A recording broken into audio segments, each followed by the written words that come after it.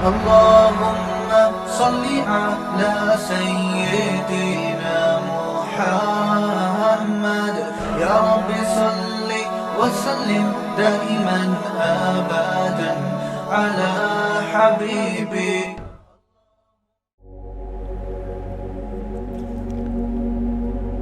کہ لوگوں کا حساب قریب آ رہا ہے لیکن وہ غفلت میں اعراض کر رہے ہیں، اگنور کر رہے ہیں۔ ہم میں سے ہر شخص اپنے حساب کے قریب جا رہا ہے روز بروز، اور زندگی کی گھڑیاں روز کے حساب سے کم ہو رہی ہیں، لیکن اللہ تعالیٰ شکایت کر رہے ہیں کہ جیسے جیسے حساب قریب آ رہا ہے ان کی غفلت کم ہونے کے بجائے بڑھتی چلی جا رہی ہے۔ ما یاتیہم من ذکر من ربہم محدث الا استمعوہ وہم یلعبون لاہیۃ قلوبہم، ان کے دل بھی غافل ہیں اور جب بھی کوئی نصیحت آتی ہے تو وہم یلعبون، یہ کھیل کود میں لگے ہوتے ہیں، اس نصیحت کو سنجیدہ نہیں لیتے۔ قرآن میں کتنی مرتبہ اللہ نے جہنم کی آگ سے ڈرایا، کتنی مرتبہ بتایا کہ تمہارے اعمال کا حساب و کتاب ہوگا، اور کیا کہتے ہیں؟ هل هذا الا بشر مثلکم، محمد صلی اللہ علیہ وسلم کی بات مت مانو کیونکہ یہ تمہاری طرح کے انسان ہیں، ہم ان کی کیوں مانیں؟ قرآن کہتا ہے ہم نے جتنے بھی پیغمبر بھیجے کسی کو ایسا جسم نہیں دیا کہ وہ کھانا نہ کھاتے ہوں، تمام پیغمبر اسی جسم کے ساتھ دنیا میں آئے ہیں جو عام انسانوں کا ہوتا ہے، اسی سے وہ کھاتے بھی ہیں، نکاح بھی کرتے ہیں، ان کی اولاد بھی ہوتی ہے۔ کوئی نئی بات تھوڑی ہے کہ محمد صلی اللہ علیہ وسلم انسان بن کے آ گئے، کوئی نئی بات تھوڑی ہے، تمام پیغمبر ہمیشہ سے انسان ہی رہے ہیں۔ یہ سورہ انبیاء ہے، اس میں اللہ نے انبیاء کے واقعات بہت بیان کیے، مختصر۔ ویسے تو واقعات جو بیان ہوتے ہیں وہ انبیاء کا مکالمہ اپنی قوم کے ساتھ، کہ قوم کے ساتھ کیا ان کا مکالمہ ہوا، قوم کیسی بدتمیز تھی، کیسے بیہودہ اعتراضات، اور نبی کیا جواب۔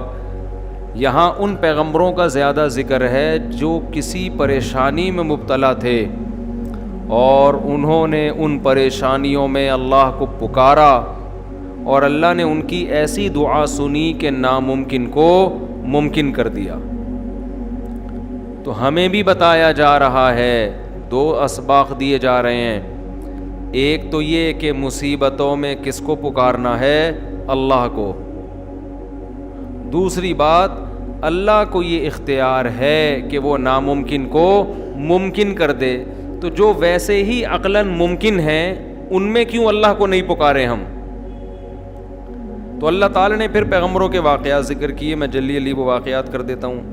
سب سے پہلے تو اللہ نے ابراہیم علیہ السلام کا تذکرہ کیا، یہاں ان کی قوم کا مکالمہ بھی ذکر کیا ہے، باقی تو پھر دوسرے پیغمبروں کا، یہاں ابراہیم علیہ السلام کا اپنی قوم کے ساتھ جو بات چیت ہوئی اس کا بھی تذکرہ کیا۔ وَلَقَدْ آتَيْنَا إِبْرَاهِيمَ رُشْدَهُ مِنْ قَبْلُ، ہم نے ابراہیم کو پہلے ہی ہدایت دی تھی جب انہوں نے اپنے باپ اور اپنی قوم سے کہا مَا هَذِهِ التَّمَاثِيلُ الَّتِي أَنْتُمْ لَهَا عَاكِفُونَ، یہ کیسی تصویریں ہیں جن کے سامنے تم صبح و شام بیٹھے رہتے ہو عزت احترام میں۔ وہ بت بناتے تھے نا، تو بتوں کو تماثیل کہا جا رہا ہے، کیا کہا جا رہا ہے؟ تصویریں۔ یہ تو تصویریں ہیں، یہ کوئی خدا تھوڑی ہیں۔ اسلام نے تصویر سازی کو جو حرام قرار دیا نا، اس کی ایک بہت بڑی وجہ بت پرستی کا خاتمہ۔ خوب سمجھ لیں، لوگ اپنے بزرگوں کی تصویریں دکانوں میں تعظیم کے لیے لگاتے ہیں، یہ بہت بڑا جرم ہے، بہت بڑا گناہ ہے یہ۔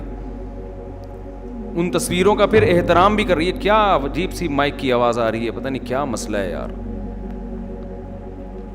عجیب دھماکے نہیں ہو رہے بالکل. تلاوت میں بھی ایسا ہی ہوتا ہے, ثم کا لفظ بولو نا, ثم جب بھی میں دیکھو ثم کیسی آواز آئی نا, عجیب دھماکہ ہوا ہے. یہ ہمارے لڑکوں کی سمجھ میں ایک بات آ نہیں رہی ہے. میں ان سے کہہ رہا ہوں کوئی لاؤڈ اسپیکر والا لے کر آؤ, میں اس کو منتھلی پیسے دوں گا, وہ بیان کے دوران یہاں رہے, اس کو مینیج کرے. پیسے کے بغیر جب کام ہوتا ہے, اگر کوئی پیسے لیے بغیر صحیح کام کر دے وہ پاگل ہے. حقیقت بتا رہا ہوں آپ کو میں, اتنا نیک آج کل کوئی نہیں ہوتا کہ پیسوں کے بغیر بہت اخلاص سے کام کر دے. کوئی کر رہا ہے تو سمجھ لو کوئی بڑی گیم کھیلنے والا ہے وہ, ہاں وہ کچھ اور کر کے جائے گا. تو میں بار بار کہہ رہا ہوں بھائی فری پھوکٹ میں ہم نہیں, کوئی بندہ رکھیں گے. بندہ دیکھو پھر وہ ثم کے لفظ میں جب وہ دھماکہ ہونا پھر دیکھو پکڑیں گے ہم اس کو کہ بھائی تجھے پیسے دے رہے ہیں. تو فہد بھائی آپ کی ڈیوٹی ہے, کل کوئی بندہ ارینج کرنا ہے آپ نے جو مائک کی آواز کو مغرب میں صحیح کرے گا اور تراویح کے دوران یہی منجی ڈال کے بیٹھا رہے گا وہ, اور پھر بیان میں بھی. پھر میں بھول جاتا ہوں نا, مسئلہ میرے ساتھ ہے, ابھی ڈائری تو ہے نہیں جس میں نوٹ کروں. تو یہ مسئلہ ہے. تو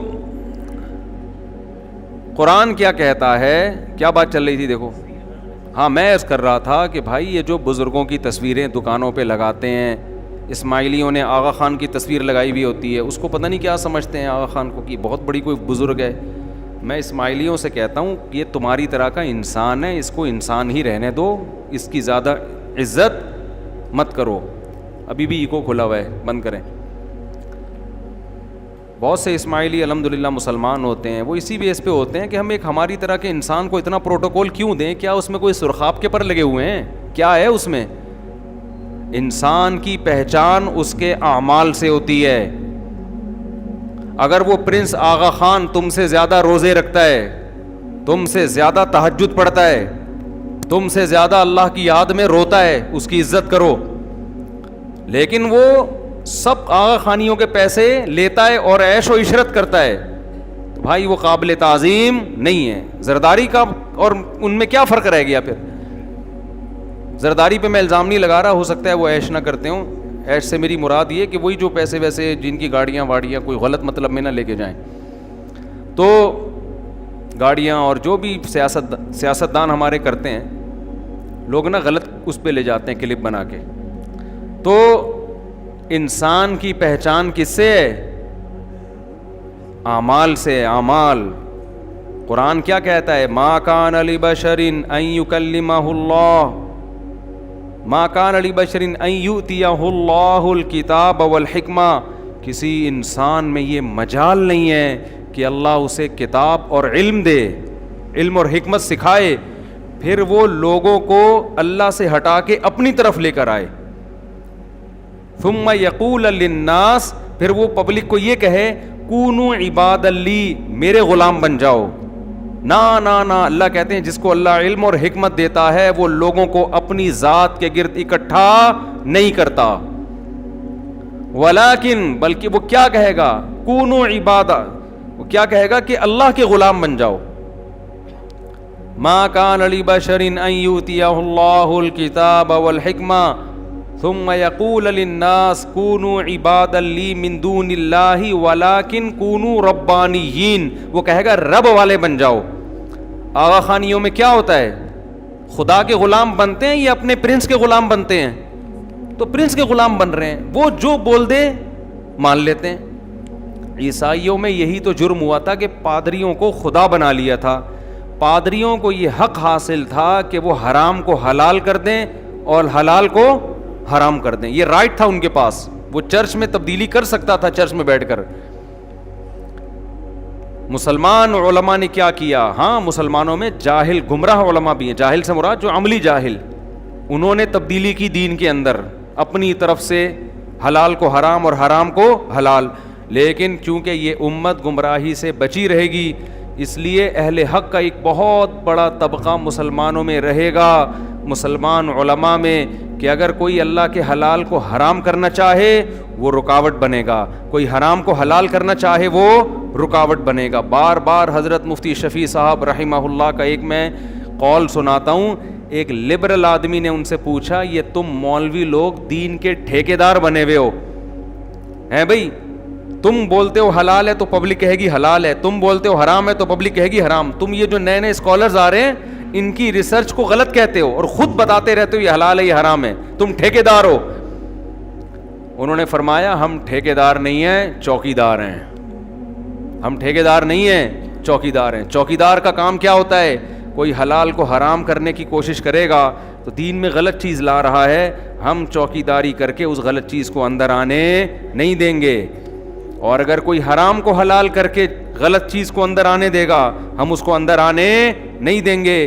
خوب سمجھ لو, مولوی لوگ ٹھیکیدار نہیں ہوتے, دین کے چوکیدار بہرحال ضرور ہوتے ہیں. کہ اگر تمہیں کوئی قرآن و حدیث کے نام پہ کوئی سیکولر یا لبرل اسکالر تمہیں الو بنانے کی کوشش کرے اور غلط چیز, اور وہ یہ کہنا شروع کر دے کہ کل آپ نے امتحان دینا ہے تو آج روزہ چھوڑ سکتے ہیں, تو مولوی چوکیداری کر کے بتائے گا کہ رمضان کا روزہ چھوڑنے کی اجازت پیپر کے خوف سے نہیں ہے. رمضان کا روزہ صرف مریض چھوڑ سکتا ہے اور وہ جو سفر میں ہو, اس کے علاوہ کوئی بھی نہیں چھوڑ سکتا.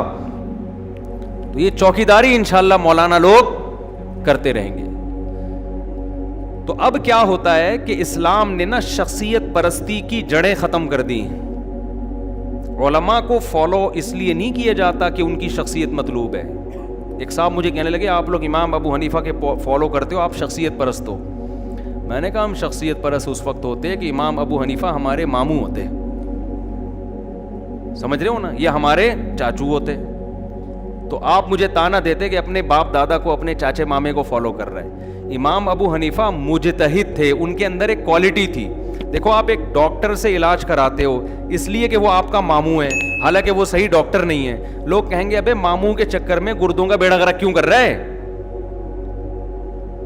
یہ شخصیت پرستی ہے. اس کا ڈاکٹر ہونا نہیں دیکھا جا رہا, اپنا ماموں ہونا, اپنا سسر ہونا دیکھا جا رہا ہے. سسر کی مثال زیادہ اچھی ہے کہ میں وہاں سے علاج کراؤں گا تو میرے سسر صاحب کو تکلیف ہوگی. بھائی جہاں علاج ہو رہا ہے وہاں ہندو ڈاکٹر سے بھی علاج کرایا جاتا ہے اگر وہ ماہر ہے. میں اپنی دمبی کو ہندو ڈاکٹر کے پاس لے کر گیا تھا.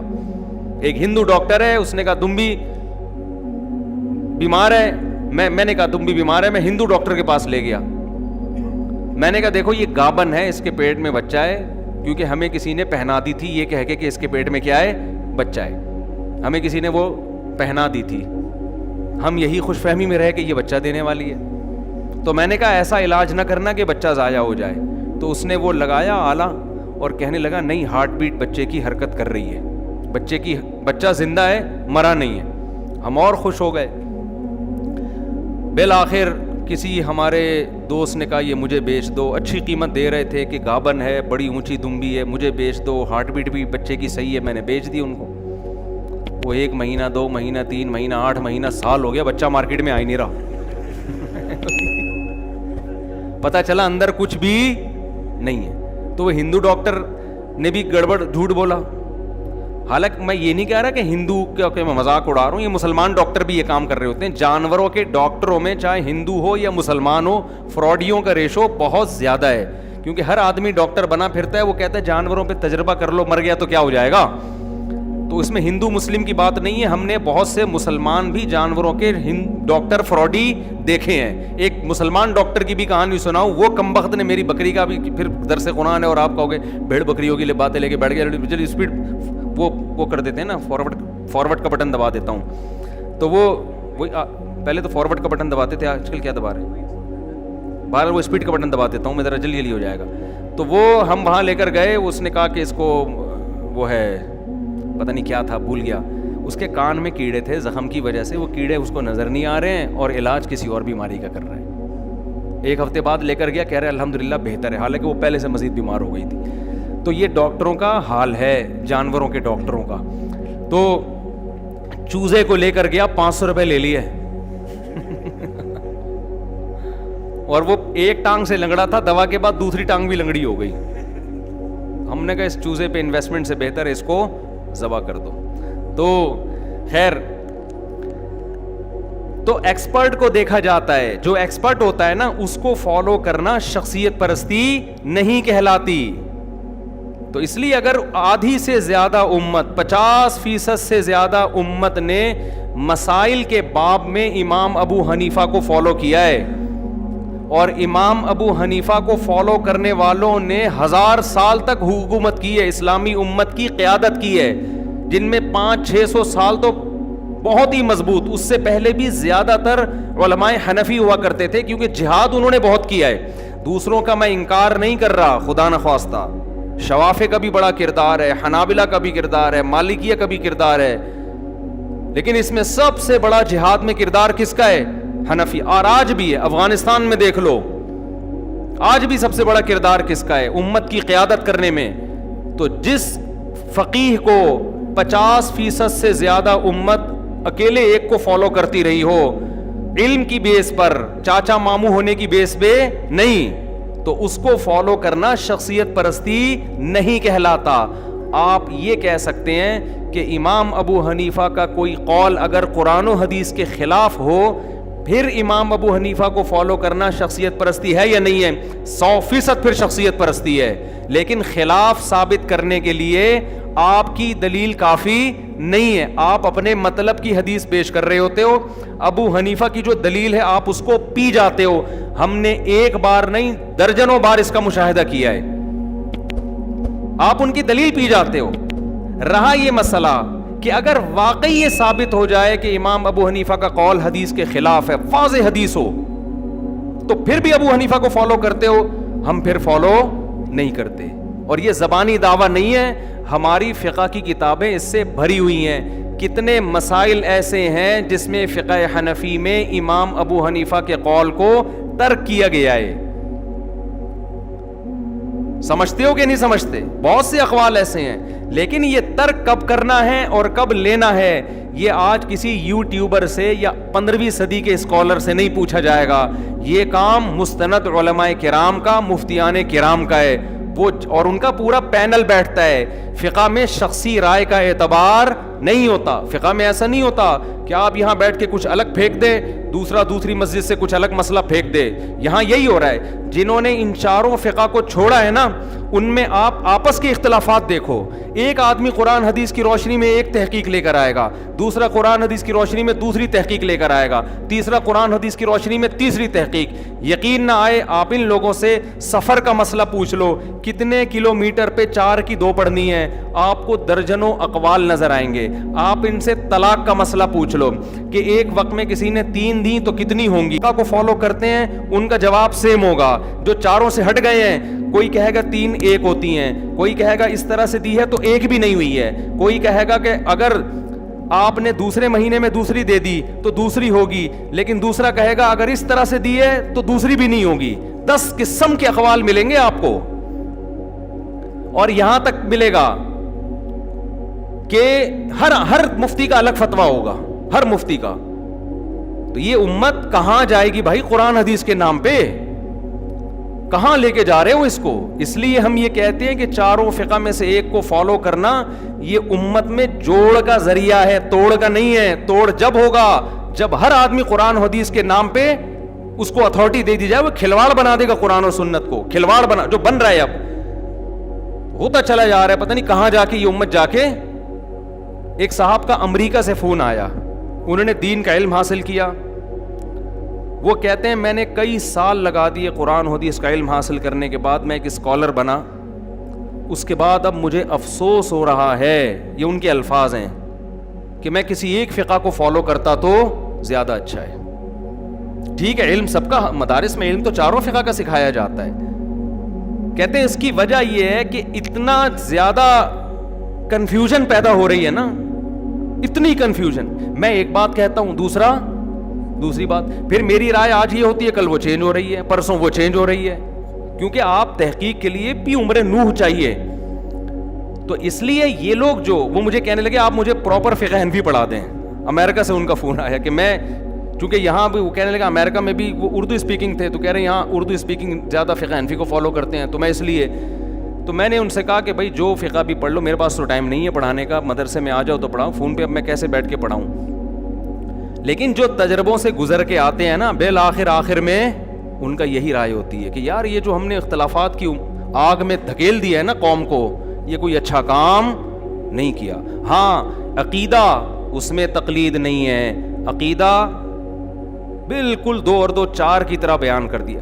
فروعی مسائل 2 اور 2 4 کی طرح بیان نہیں کیے گئے ہیں. جو مسائل بیان کر دیے 2 2 4 کی طرح, ان میں کسی فقہ کو فالو نہیں کرنا. لیکن کچھ مسائل ایسے ہیں جن میں ادھر بھی حدیث ہے اور ادھر بھی حدیث ہے, دونوں طرف حدیثیں ہیں. ان میں جب تک آپ ایک کو فالو نہیں کرو گے امت بالآخر ٹوٹتی چلی جائے گی. خیر کہاں سے کہاں بات چلی گئی. تو عقیدے میں کوئی تقلید نہیں ہوتی. اسی طرح اجماعی مسائل میں کوئی تقلید نہیں ہوتی. 5 نمازوں میں امام حنیفہ سے تھوڑی پوچھیں گے ہم, یہ تو واضح اجماعی مسئلے ہیں. تقلید وہاں ہوگی جہاں امت میں کیا ہوگا, اختلاف, اور اختلاف وہیں ہوتا ہے جہاں دلائل دونوں طرف ہوتے ہیں. اس میں آپ ایک فقہ کو فالو کرو اور دوسرے پہ اعتراض نہیں کرو. تو یہ شخصیت پرستی پہ بات آئی تو میں نے آپ کو بتایا.